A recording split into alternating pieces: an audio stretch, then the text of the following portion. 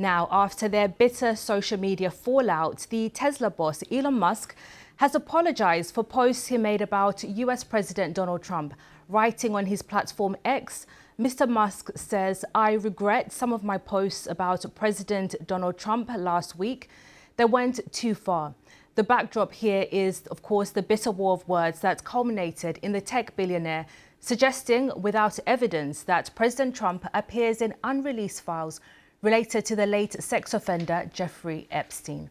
The situation has inevitably cast major doubts over Mr. Musk's various business interests with the US government. Well, to look at this story, I'm now joined by our business presenter, Sally Bandock. And Sally, how surprising is this latest post from Elon Musk? Well, I would say it's not that surprising.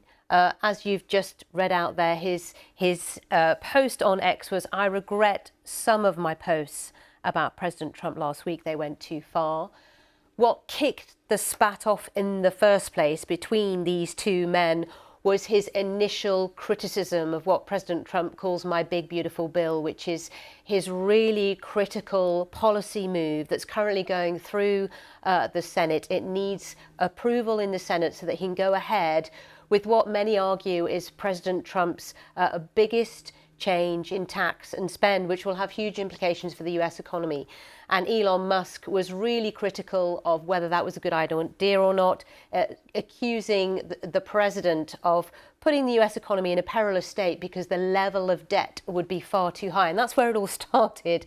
But then we are all well aware, aren't we, of just how toxic that very public argument became between the two of them, mudslinging on Truth Social and X, and where it's sort of ended up. So now, with the days that have gone by and all the commentary and the analysis, Elon Musk is saying, "I regret some parts, not all of it, but some of it."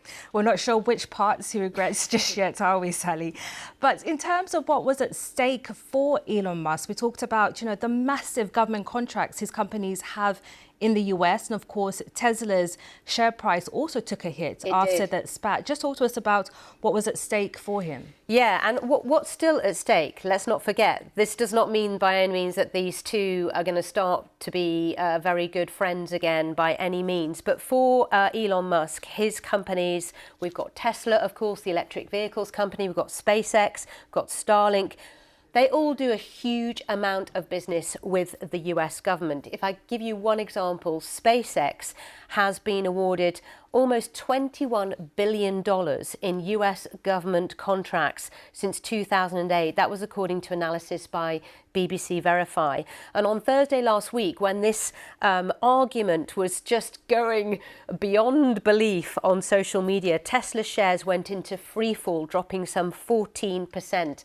If we look at the share value now, they're down around 5% in the last 5 days. And that's tens of billions of dollars in value wiped off the market capitalization of Tesla.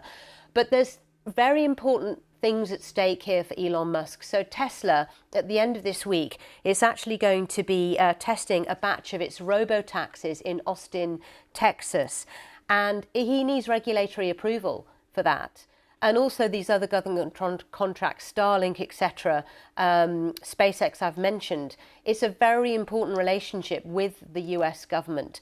But it's not something that can be unravelled quickly. For example, the contracts SpaceX has with NASA, with the US government, that would take a lot of unravelling legally. So it's not easily undone, despite what's going on between President Trump and Elon Musk in terms of their personal views and opinions.